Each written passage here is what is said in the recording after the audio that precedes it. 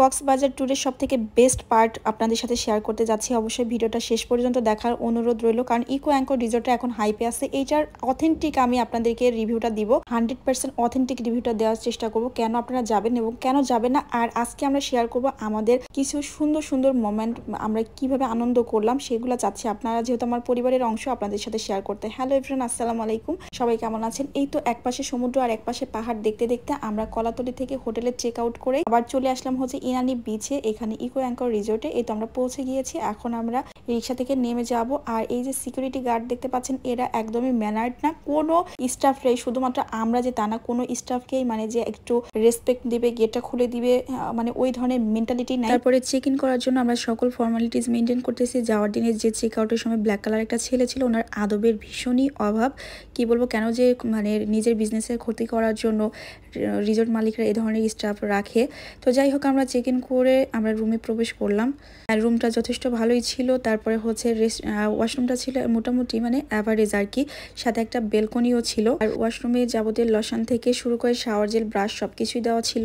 আমরা যেহেতু আগের হোটেল থেকে একদম রেডি হয়ে এসেছি, অলমোস্ট 3টা বাজে। আমরা এত বেশি ক্ষুধার্ত ছিলাম যে তাদের কিচেনে চলে আসি, কারণ হচ্ছে তাদের মজার মজার ফুড খেতে এত বেশি মজা ছিল প্রত্যেকটা ফুডই। যেটা অনেস্ট রিভিউ যেহেতু আমি দিচ্ছি, অনেস্টলি বলবো অনেক বেশি মজা ছিল প্রতিটা খাবার। বিশেষ করে ভেটকি মাছের পাতুরি দিয়ে একদম পেট ভর্তি করে আমরা ডাবল করে ভাত নিয়েছি আর কি।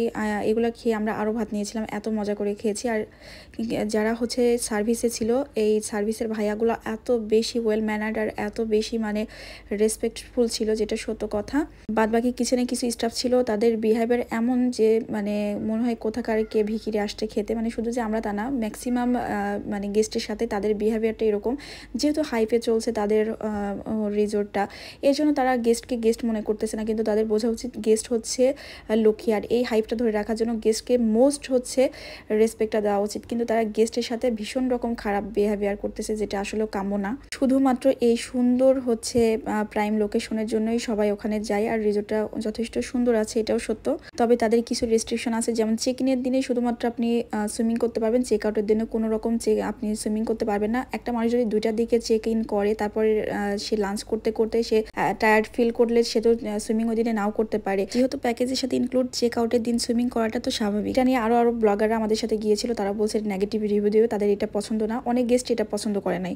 তারপরে সব থেকে বেশি খারাপ লেগেছে একটা জিনিস, যে তারা হচ্ছে 12টার সময় চেক আউট, যদি আপনি 12টা বেজে 10 মিনিট মানে হয়ে যায়, সেক্ষেত্রে আপনাকে 25% জরিমানা দিতে হবে। ভেবে দেখেন যে একটা রিসোর্টে মানে কি পরিমাণ ফালতু রেস্ট্রিকশন। আফটার অল তাদের হচ্ছে কিচেনের ফুডটাই ভালো, আর তাদের রিসোর্টটা সুন্দর এবং লোকেশনটা একদম মানে সমুদ্রের কাছাকাছি।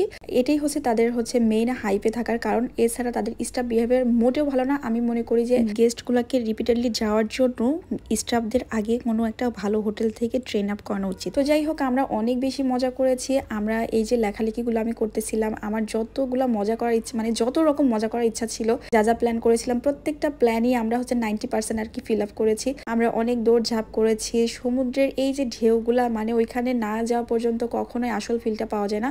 আর শুভ্র টোটালি আনরোমান্টিক, বাট আমার সাথে মানে সমুদ্রে গিয়ে এত বেশি রোমান্টিকতা করেছে, এটা আমি আপনাদেরকে মুখে বলে প্রকাশ করতে পারবো না। খুবই মজা করেছি। আর এই রেইনবোটা দেখতে যে এত সুন্দর লাগতেছিল। তারপরে তাজরিয়ান তো অনেক বেশি মজা করেছে, দেখতে পাচ্ছেন, ওর পাপার সাথে অনেক খেলাধুলা করেছে। আসলে এগুলাই হচ্ছে স্মৃতির পাতায় ধরা থাকবে। ও একটা সময় বড় হবে, ও ওর বাবা মার সাথে কি সুন্দর একটা শৈশব কাটিয়েছে, শিশুকাল কাটিয়েছে, এই জিনিসগুলো আসলে ফিল করবে। তারপরে আমরা সানসেট দেখতে দেখতে আবার হোটেলে চলে আসলাম। আজকে এই পর্যন্তই। ভালো লাগলে লাইক, কমেন্ট, শেয়ার দিতে ভুলবেন না। আল্লাহ হাফিজ।